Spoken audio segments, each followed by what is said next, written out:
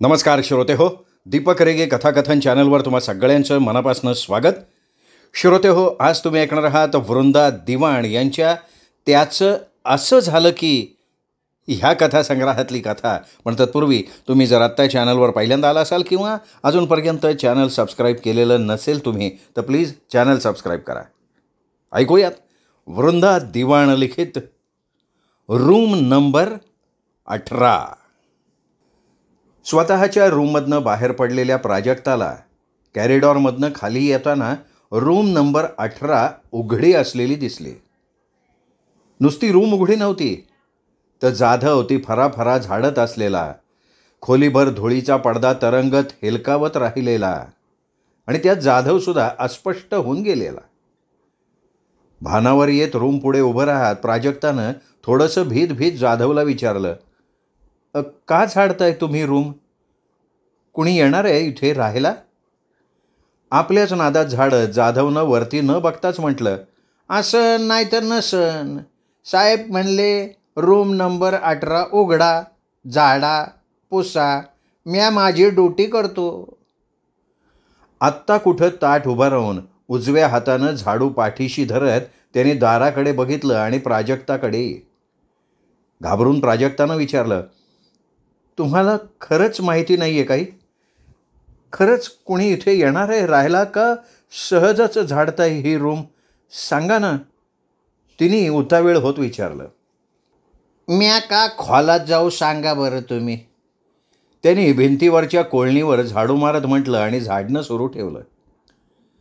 जाधवकडनं खरी माहिती मिळाली नाही, पण रूम नंबर 18 झाडून पुसून झाली आहे हे जाणवताच खाली आंघोळीला नंबर लावायला निघालेली प्राजक्ता गर्रकन मागे फिरली.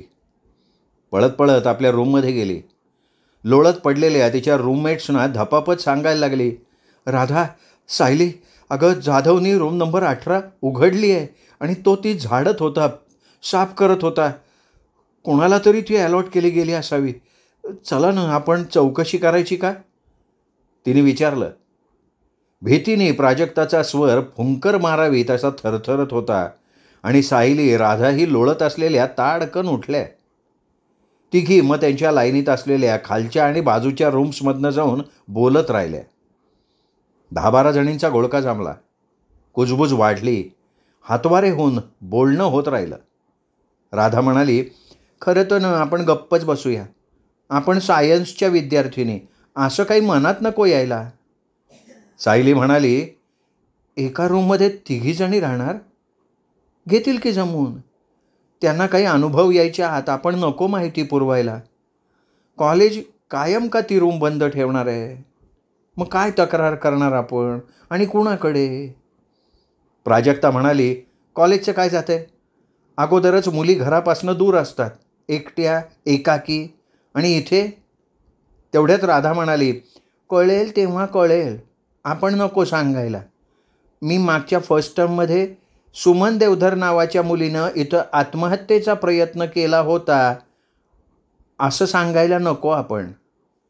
प्राजक्ता चिडून म्हणाली, काय राधा, प्रयत्न केला होता काय म्हणतेस? आपण सगळ्यांनी तिला गळ्यात ओढणी बांधून पंख्याला लटकताना पाहिली होती ना तिच्या देहासह. कमल दबक्या स्वरात म्हणली, you know she was carrying. म्हणजे असं ऐकलंय हं. सायली म्हणाली, काहीही असो, ती प्रेमात पडली असेल, अजून काही असेल, पण तिने आपल्याला विश्वासात घेऊन काही सांगायला पाहिजे होतं का नको? निघाला असता ना काहीतरी मार्ग. असं आपल्याच वयाच्या एखाद्या मुलीनं आपल्या देखत आत्महत्या करावी आणि आपण फक्त पाहत राहावं? काय उपयोग काय मग मिळून राहण्याचा, भोवती इतक्या मुली असण्याचा? ती मनोमन उसासली आणि व्याकुळली सुद्धा. प्राजक्ता म्हणाली, नंतरच्या 2 जणींनी दुसरी टर्म इथे तिथे काढली. दिवसा थांबायच्या रूममध्ये, पण रात्री कुठे कुठे झोपल्या बाई त्या टर्मभर. आपणही मदत केलीच की. रूममेट्सनाही कल्पना नव्हती म्हणे असं काही घडेल याची. खरंच कळतच नाही ग, ती सुमन देवधर असं का वागली? सगळ्या मग आपापली कामं सोडून एका रूममध्ये बसल्या. पोटभर गप्पा केल्या. मनातली भीती, राग, असहाय्यता शिक्षणाची ओढ यावर तावातावानं बोलत राहिल्या कितीतरी वेळ. रूम नंबर 18मध्ये सुमन देवधरनं मागच्या वर्षीच्या फर्स्ट टर्म अखेरीस रूममेट्स फर्स्ट शोला गेलेल्या असताना आतून रूम बोल्ट करून रायटिंग टेबलवर चढून ठरवून आत्महत्या केली. टेबल ढकलून दिलेलं होतं पायानं. टेबल कलंडलेलं होतं. प्राण जाताना ती ओरडली का चित्कारली माहिती नाही. कुणीही तिचा आवाज ऐकला नाही का चित्कार. सत्य हेच की सुमन देवधरनं आत्महत्या केलेली होती आणि ती लेडीज हॉस्टेलची रूम नंबर 18 होती. मध्यरात्री जाग येणाऱ्या काही मुलींना रूम नंबर 18तून ओरडणं, हुंदके, रडणं असे प्रकार ऐकायला यायचे. असं मुली म्हणायच्या. त्यात आभासाचा भाग जास्त होता आणि त्यात भर पडली होती ती मुलींच्या मानसिकतेची. ज्यांना ज्यांना सुमन देवधर माहिती होती त्या सर्वांच्या मनावरनं तिची प्रतिमा पुसली जाणं सहजासहजी शक्य नव्हतं. आपल्याबरोबर ॲडमिशन घेतलेली आपल्याच वयाची एक मुलगी चक्क संकटात सापडल्यानं मृत्यूलाच कवटाळते ही बाबच मुलींना हादरवून टाकणारी होती. घरापासून माणसापासून दूर असलेल्या मुली अशा एखाद्या घटनेनं बावरून गेल्या नसतील तर नवलच. इतर जणींचं धाबं दणाणलेलं होतं. या सर्वावर तोडगा म्हणून नवीन ॲडमिशन्स होईपर्यंत प्रिन्सिपॉलनी रेक्टरला सांगून रूम नंबर 18 बंदच ठेवली होती. गेले 6 महिने तरी. घटनेनंतर पडदा पडावा तसं. आणि आता नव्या वर्षात ती तशी घटना घडलेली रूम अलॉट केली गेली होती. येणाऱ्या मुली नवीन होत्या.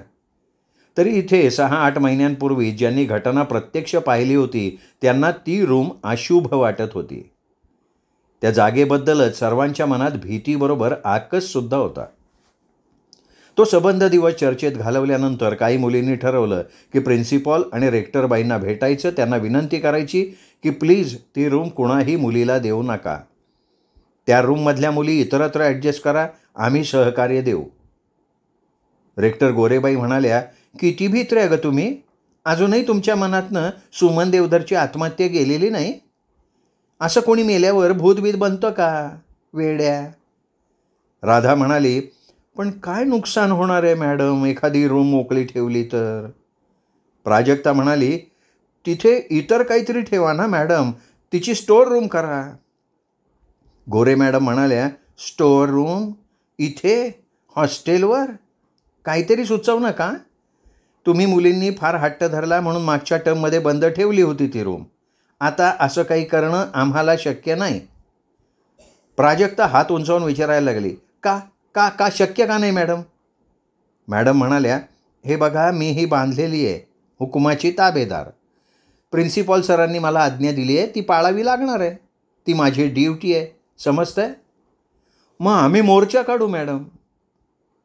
खरं सांगू का, मलाही मनोमन वाटतं ग की या तुमच्या कल्पनेमुळे एक रूम उगाचच बंद राहून जाते. कदाचित सुमन देवधरसारखी तिथे राहणारी प्रत्येक मुलगी थोडीच आत्महत्या करणार आहे. एखादी बॅच त्यातल्या मुली तिथे राहून गेल्याशिवाय हे सिद्ध होणार नाही. विज्ञान युगात राहता तुम्ही आणि सुमन देवधर तिचं रडणं, ओरडणं, हुंदके कानावर पडतात असं सांगता. मला ना तुमचीच मनं कमकुवत वाटतात, त्या सुमन देवधरसारखी. आत्महत्या हा कमकुवत मनाचा परिपाक समजतात, कळलं? सगळं खोटं आहे. अहो पण मॅडम मी प्राजक्ता काही सांगू पाहत होती, तिला नीट सांगताच येईना. गोरे मॅडम म्हणाल्या, हे बघा मोर्चा संप असं काही करू नका. यांनी कोणाचंच भलं होणार नाही, उगाचच प्रश्न चिघळेल. नव्यानं आलेल्यांनाही नको ते कानावर पडेल हॉस्टेलच्या बाबतीत आणि मग नसती चर्चा होत राहील. प्राजक्ता, राधा, सायली, कमल आणि वनिता बोरगावकर प्रिन्सिपॉलकडे धैर्य एकवटून गेल्या. भीत घाबरत घाबरत आपली समस्या त्यांना सांगितली आणि रूम नंबर 18 कोणालाही देऊ नये अशी वारंवार त्यांना विनंती केली. बोलण्यात आर्जव आणून आणून प्रिन्सिपॉल सावंत म्हणाले, असा काही स्टँड घेणं कुठल्याच तत्वात योग्य वाटत नाही आहे. उलट अंधश्रद्धा, भूतखेत या विचारांनाच खतपाणी घातल्यासारखं होईल. सुमन देवधरचा काही अजून वैयक्तिक प्रॉब्लेम असेल तो तिच्याबरोबर संपला. विद्यादानाचं केंद्र शुद्ध हवं. अखेर प्रिन्सिपॉलकडे गेलेल्या 5-6 जणी रिकाम्या हातानंच परतल्या. थोड्याशा निराश आणि उदास झाल्या मुली. हॉस्टेलला ॲडमिशन घेतलेल्या कोणातरी मुलींना रूम नंबर 18 मिळणारच होती. प्रश्न होता तो पुन्हा तिथे तसं काही घडणार का, किंवा घडू नये यासाठी काय करावं याचा. रूम नंबर 18 तर जाधवांनी घासून पुसून स्वच्छ केलेली होती. बदा पाण्याच्या बाटल्या ओतून खिडक्या फरश्या धुतल्या होत्या. कोपऱ्यातली जाळी जळमटं काढून टाकली होती. हवा खेळती ठेवल्यामुळे रूम नंबर 18 आता इतर रूमसारखी भासत होती, स्वच्छ आणि हवेशीर. मुली येता जाता वाट बघत होत्या त्या रूम नंबर 18च्या दारावर असलेलं कुलूप उघडलं जाण्याची. रूम पुढून जाता येताना प्रत्येकजण तिच्याही नकळत त्या दारापुढे थरकत होती आणि पुढे जात होती, काही आठवून, काही स्मरून. शेवटी एका रविवारी रूम नंबर 18 उघडली गेल्याचा आवाज शेजारच्या रूममधल्या मुलींच्या कानावर पडला.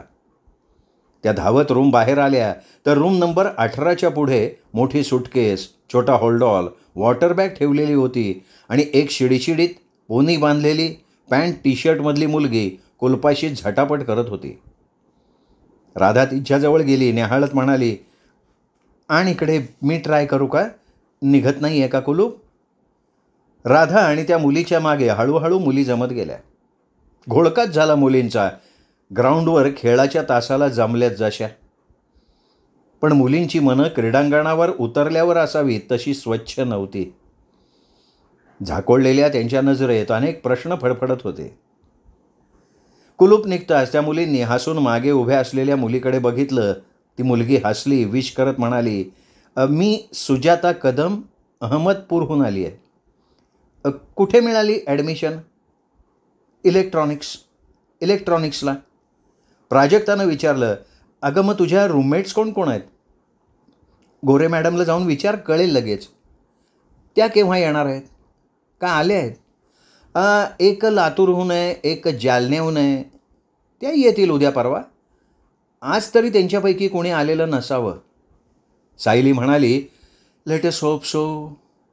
काही मुली 4-4 ठिकाणी ॲडमिशन्स घेतात, मग कुठेतरी एका ठिकाणी जातात. जागा मात्र अडवून ठेवतात झालं." प्राजक्ता गंभीर होत म्हणाली, "निदान हिच्या रूममेट्स तशा निघू नयेत. त्या याव्यात इथे." राधा हसत म्हणाली, "हो, लवकरात लवकर." आणि जीभ चावत म्हणाली, "फार बोर होतं घरापासनं असं दूर येणं. आई, बहीण, घर, काय काय आठवतंच ना, डोळ्यात पाणीच जमतं गं. गंमत असते नाही?" सायली म्हणाली, "आणि आता इथे मस्त वाटतं, स्वतंत्र.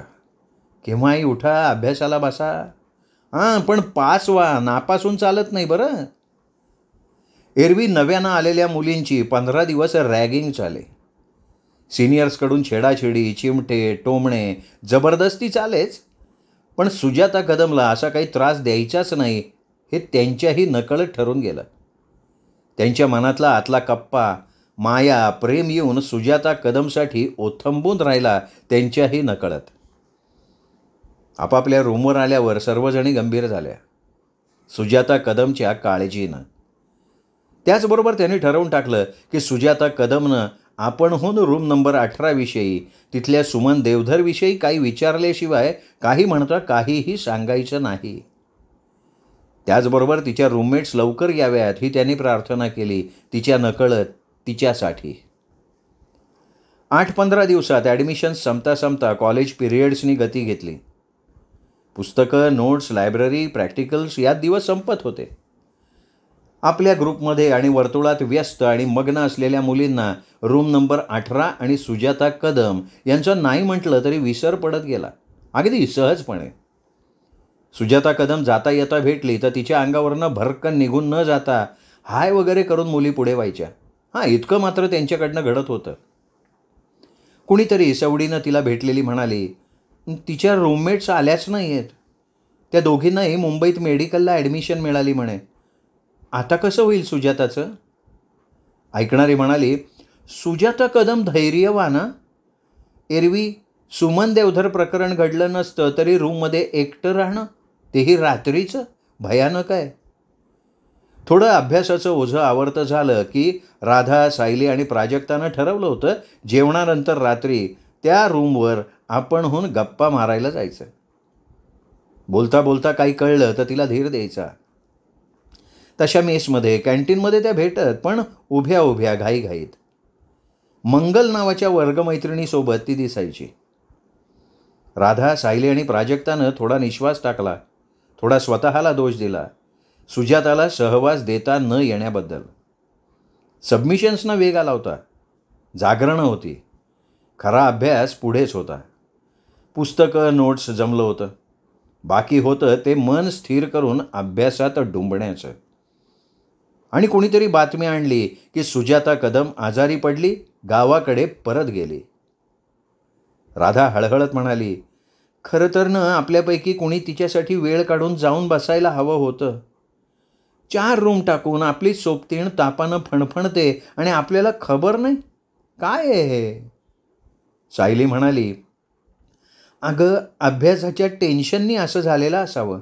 येईल घरी जाऊन, औषध पाणी घेईल, टुणटुणीत होईल, झक्कासपैकी मार्क्स घेऊन पाससुद्धा होईल. सबमिशन संपले असतील ग तिची, इतक्या अभ्यासाची सवय नसते ना. प्राजक्ता म्हणाली, माझे तर खांदेच दुखायचे ही असली पुस्तकं लायब्ररीतून रूमवर आणताना. काहींच्या घरी छान अभ्यास होतो. गेली असेल पुस्तकं, नोट्स घेऊन. परीक्षा 4 दिवसांवर आली तरी सुजाता कदम परतली नव्हती गावाकडून. तिच्या रूमवर लटकणारं कुलूप त्यांना बघवेना. ते कुलूप निघावं असं वाटायला लागलं. सुजाता कदम यावी, तिने परीक्षा द्यावी असं सगळ्या मुलींना वाटत होतं.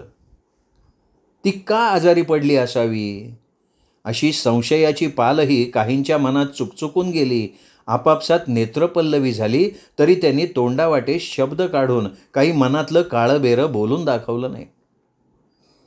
मेसवरून जेवून येताना रेक्टर गोरे मॅडमना राधानं थांबून विचारलंच, बाई परवा परीक्षा सुरू होती आहे आणि ती रूम नंबर 18तली सुजाता कदम आलीच नाही आहे. हॉल तिकीट वगैरे कलेक्ट व्हायला हवं ना एव्हाना. गोरे मॅडम चेहरा पाडत म्हणाल्या, अगं कालच पत्र आलंय तिच्या घरून. आणि त्या सहेतुकपणे मुलींचे चेहरे न्याहाळत थांबल्या. बोलावं का नाही बोलावं हे करत सायलीनं विचारलं, इथून जाताना ती आजारी होती असं ऐकलं, पण आम्ही आमच्या अभ्यासात गर्क.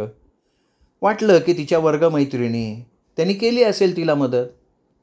नाहीतरी नेहमी बरोबर असणाऱ्याजवळ बोलणं होतं ना आपलं. गोरे मॅडम नर्व्हस होत म्हणाल्या, लिहिलंय पत्रात ती अजूनही आजारीच आहे, परीक्षा देऊ शकणार नाही असं. बापरे, म्हणजे काय होतंय तिला? जाताना सुद्धा ती मुलगी मला भेटली नाही. कुणाकडे तरी रूमची चावी आणून दिली तिनं. हे काय घर आहे का? कधी उठा, चालायला लागा, केव्हा येणार, कुठे जाणार सांगायला नको. त्यात तिने चार्जेसही पूर्ण भरलेले नाहीच आहेत. त्या समोर सुजाता कदमच्या चौकशीला आलेल्या मुलींवरच चिडून बोलत सुटल्या, त्यांनाच जबाबदार धरून. उसासत प्राजक्ता म्हणाली, बरी व्हावी, पुन्हा यावी, एखादी टर्म जाते वाईट, काय घडतं कळतच नाही. राधा, कमल, सायली, प्राजक्तासोबत या मुली जमल्या. व्हरांड्यात उभं राहूनच त्यांची चर्चा चालली होती, अगदी दबक्या आवाजात. सुजाता कदम का आजारी पडली असावी ह्याविषयी चर्चा. खरं तर आपण साऱ्या जणींनी आपणहून तिला मागच्या वर्षी काय घडलंय ते सांगून सावध करायला, सुचवायला काहीतरी हवं होतं. एक अपराधी भावना त्यांच्या हळव्या निकोप मनात येऊन गेली. तसं निवांतपणे सुजाता कदमशी कोणाचं बोलणं झालेलं नव्हतं. तिने त्या रूमशी जमवून घेतलंय अशीच सगळ्यांची भावना होती. किमान ती अपेक्षा तरी असावी त्यांची. प्रत्यक्षात कोणी तसं बोलून दाखवलेलं पण नव्हतं.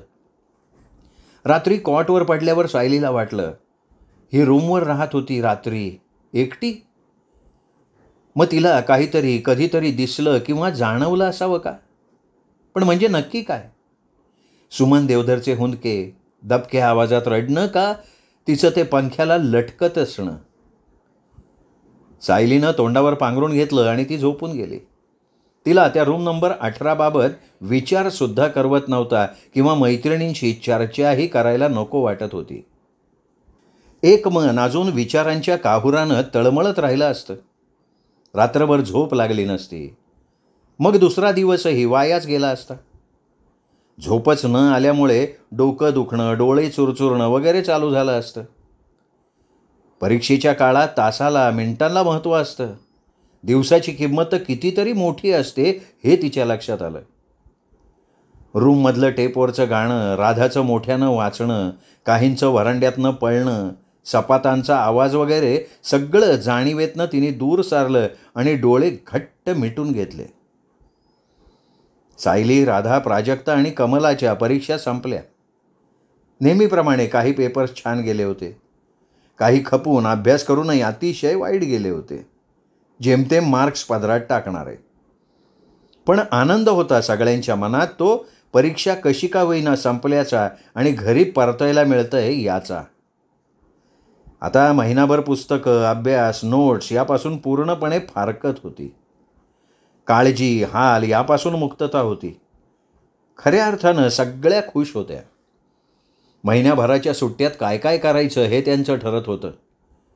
ते ठरलेलं एकमेकींना सांगणं सुरू होतं.